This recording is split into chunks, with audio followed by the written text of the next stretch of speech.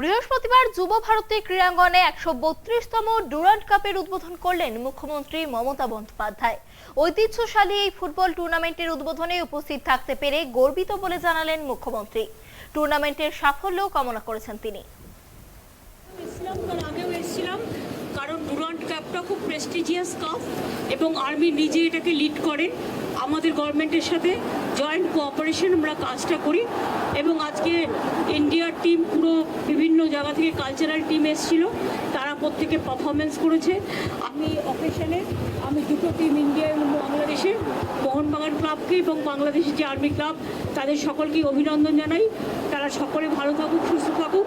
আর আপনারা তো জানেন বাংলায় একটাই গান চিরদিন চলছে, সব খেলার সেরা বাংলারই ফুটবল। আর ডুরান্ডের এই গানটা অরিজিৎ গেয়েছে, আর একটা গান ডুরান্ডের theme song. So we are very happy.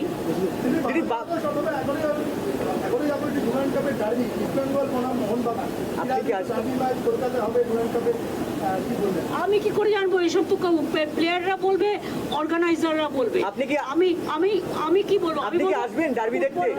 না, আমি হয়তো আসতে পারবো না, সরি, কিন্তু আমার শুভেচ্ছা অলওয়েজ থাকবে এবং খেলায় যত প্রতিযোগিতা বাড়বে, যত যোগ্যতা বাড়বে, আমি তোমাদের সঙ্গে